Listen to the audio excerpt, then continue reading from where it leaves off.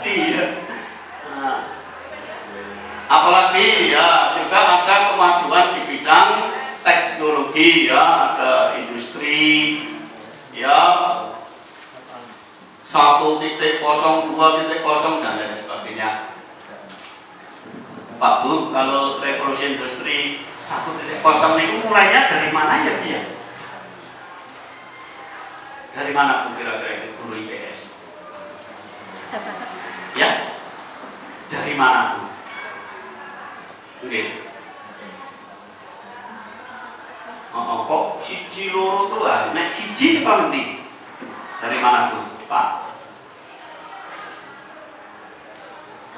Ya? Ya. Kuwi iso dicekir lah, Mas.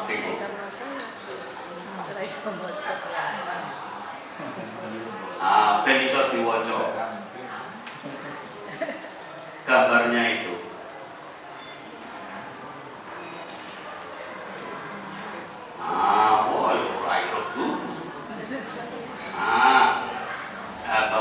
Bawahnya. Nah, ditemukannya teknologi mesin uap. Kapan itu? Mesin uap kapan? Ayo, IPS lagi mesin uap. Siapa Bu penemunya Bu? James Watt. Nah, kapan itu?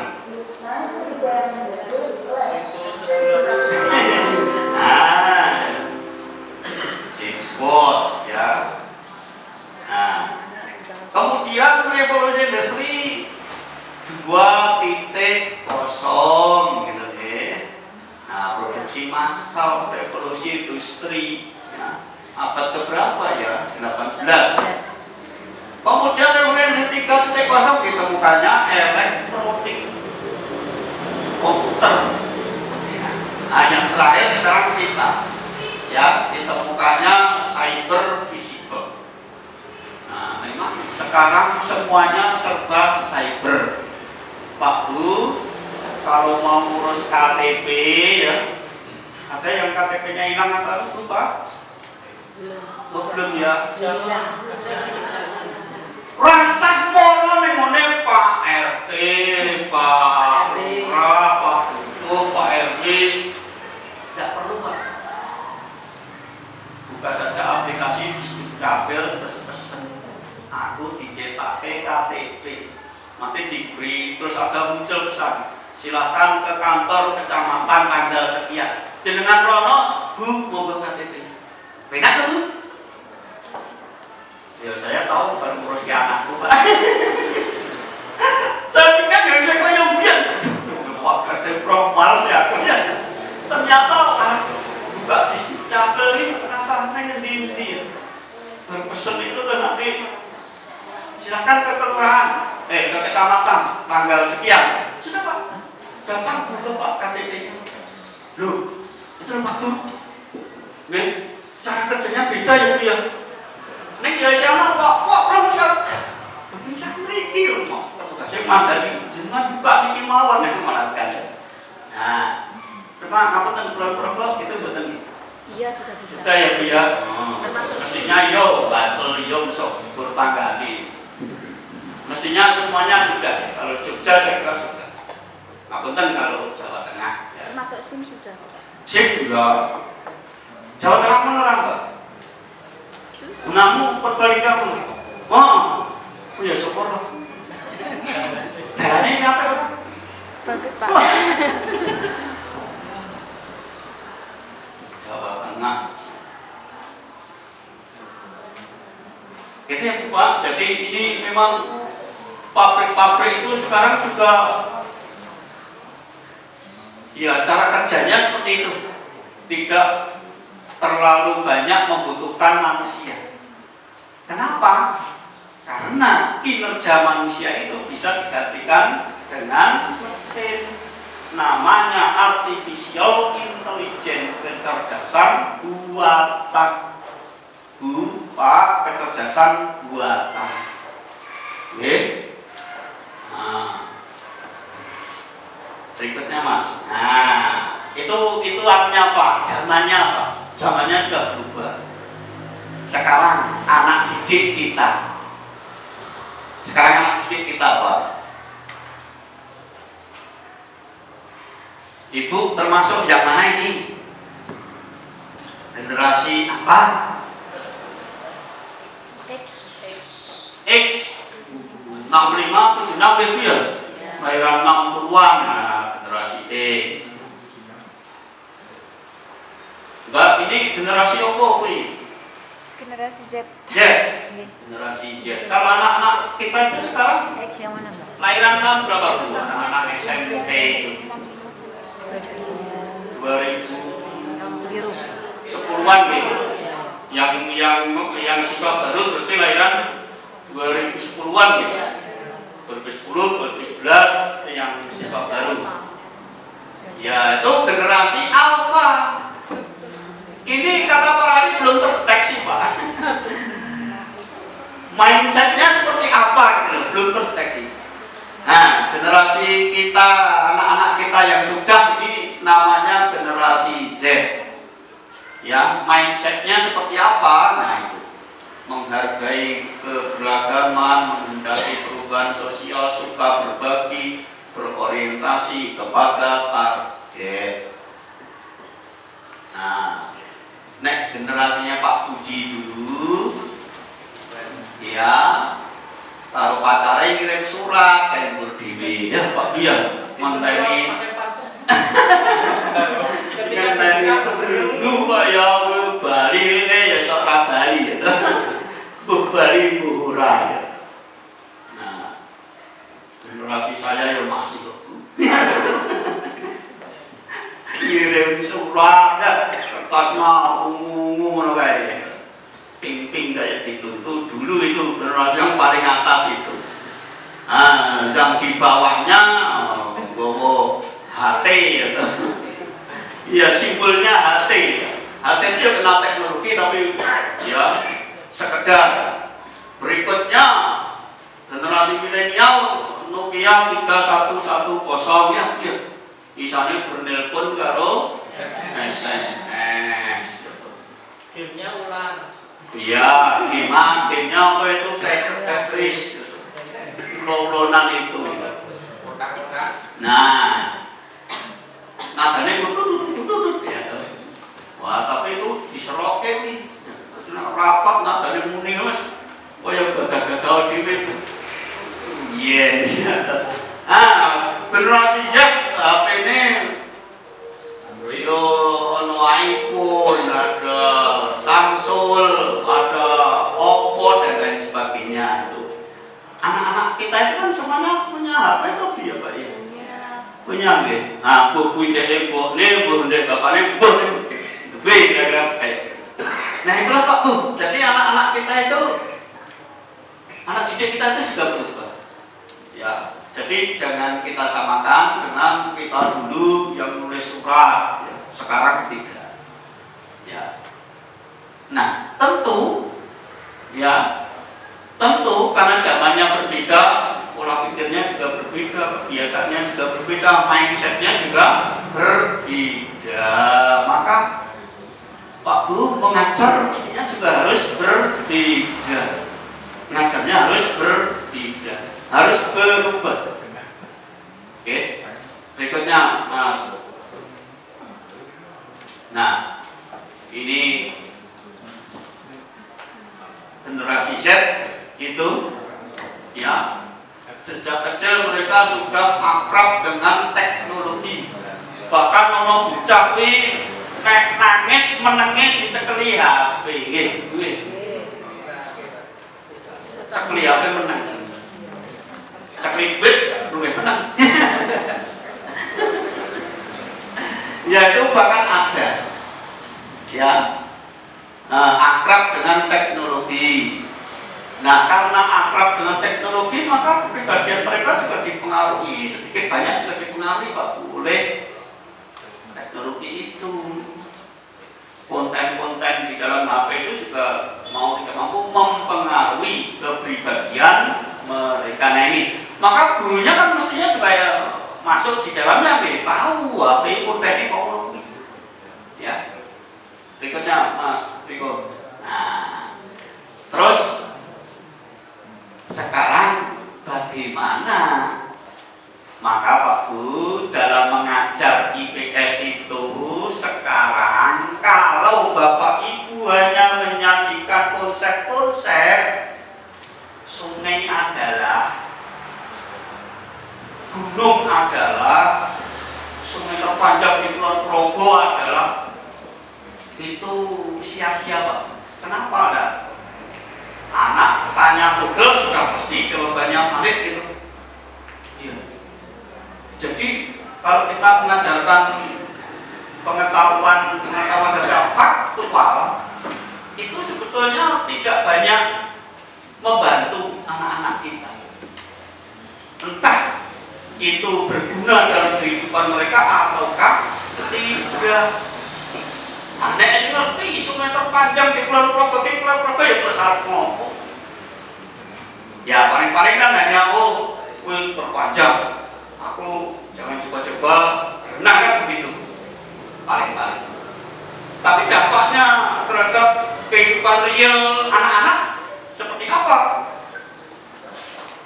Dan itu kemudian juga nanti ditanyakan di ujian pembodohan Pak. Mohon maaf, itu pembodohan. Maka yang perlu dilatihkan dalam kegiatan pembelajaran itu yang pertama literasi Pak. Literasi numerasi. Literasi itu apa? Nah, monggo. Sajikan data Pak Bu, sajikan data kalau mengajar nanti. Dan Bapak Ibu mengajarkan tentang kependudukan, sajikan data kependudukan. Dari mana Pak? BPS bisa diakses. Itu begitu. Mengajarkan tentang bentuk muka bumi, sajikan data. Kulon Progo tentang alamnya seperti ini. Gunung luasnya sekian, anunya sekian, dan lain sebagainya. Sajikan data. Nah, kemudian dari data-data itu anak-anak diminta untuk menganalisis, mencari solusi dan lain sebagainya. Nah, ini numerasi, data, literasi. Nah, kalau literasi ini berkaitan dengan understanding, using, evaluation, reflecting dan lain sebagainya. Mempelajari data-data berupa teks. Dari teks itulah bisa memilah, bisa memilih. Itu Pak Budi, literasi, numerasi. Jadi yang disajikan bukan pengetahuan faktual, tapi apa Bu? Apa Bu? Data. Karena sekarang kita hidup dengan big data. Nggih. Pak Bu, Gojek itu hanya main big data kok itu. Apakah yang punya Gojek itu ya duwe geprek, duwe Taiti, duwe apa ya? Enggak punya, itu orang lain. Ya. Jadi dia hanya punya data, orang betul geprek nih kono kaya, orang betul Taiti nih kono kaya, orang betul disajikan. Jenengan masuk, aku kepengen tuku geprek, jadi ngerti orang betul geprek pesen. Cara kerjanya kayak gitu Bu. Nah, maka mengajar itu sekarang tidak lagi mengajarkan tentang apa, tetapi mengajarkan tentang why and how, kenapa dan bagaimana, mengapa dan bagaimana. Lagi-lagi tadi, how to see, how to think, bagaimana melihat, bagaimana memandang, bagaimana berpikir. Berikutnya Pak Riko. Nah, literasi ini komponennya. Nah, monggo, ada bilangan, ada geometri, ada aljabar. Bisa dapat Bu di IPS? Iso. Jadi kan mengajarkan distribusi, produksi, konsumsi. Nah, ini kan data. Kulon Progo produksi apa itu? Growol piro? Bener Bu. Produksi growol di Kulon Progo. Udah sama sedikit. Datanya itu tentu.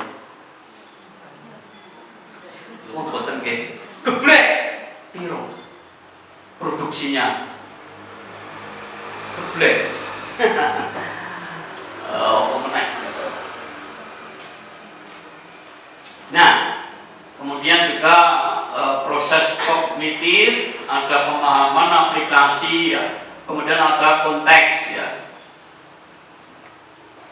Jadi kami berharap seperti itu Bapak Ibu, diubah cara mengajarnya, tidak lagi mengajarkan pengetahuan faktual yang ada di buku ajar. Kok buku ajar ini duaan ya, betul, mana PPG masuk langsung jangan ada pembuat buku ajarnya lulus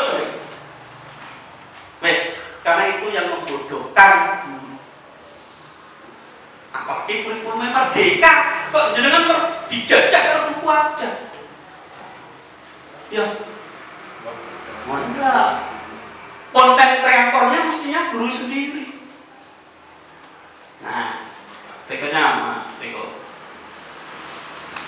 Nah, Pak Bu, asesmen nasional itu sekarang memang lebih banyak ke seperti itu. Jadi ujian masuk ke perguruan tinggi saja itu sekarang kan pertanyaan tentang mata pelajaran itu kan hanya satu subtes. Subtes lainnya adalah tes numerasi, tes literasi Pak. Jadi jenengan ngajarin di sekolah figur satu subtes. Tes yang lainnya itu tes potensi. Ini minatnya itu apa tuh yang paling tinggi? Nah, jadi mendeteksi. Tes PNS sama Pak Bu. Kalau besok teman-teman yang mau mengikuti tes CPNS atau tes P3K, nah yang tes substantif itu paling satu subtes Pancasila paling. Yang lain kan tentang numerasi, literasi. Oke, oke, Pak, oke. Nah, maka mari anak-anak kita ajari ya. Saya pernah mengawas UTBK Pak Bu. Terus duduk tenang gitu. Kok Kristus Pak agama? Pak. Mas, ini kok tidak ada jawabannya? Waduh, ini gurunya nggak tahu diajari gitu. Jadi katanya nggak ada jawabannya.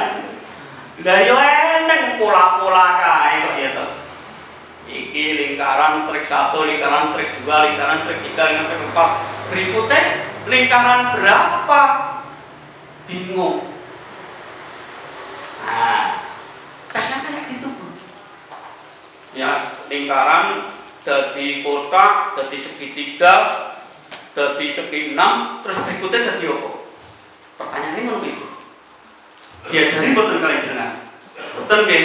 Dengan dari sungai terpanjang di Kulon Progo adalah Pak, orang tentu dengan ujian gitu.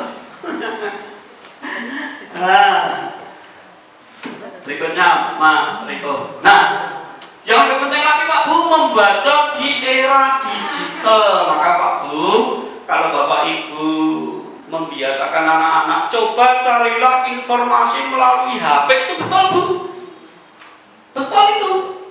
Zamannya sekarang itu ya. Sing siji kon golek informasi melalui HP, internet itu maksudnya. Yang satu disuruh mencari informasi melalui buku ajar kanggo bacare. Ning ya ora dadi kitab suci, dipakai saja seperlunya. Yang satu koran misalnya, yang satu jenengan carikan artikel apa? Duh. Ada berapa tadi? 5 gitu. Terus kon diskusi. Masing-masing punya kebenaran sendiri-sendiri. Terus kepiye? Yang bener yang mana? Terus how? Bagaimana? Terus mengapa? Nah, itu Bu. Ya, literasi digital. Ya. Mengapa kita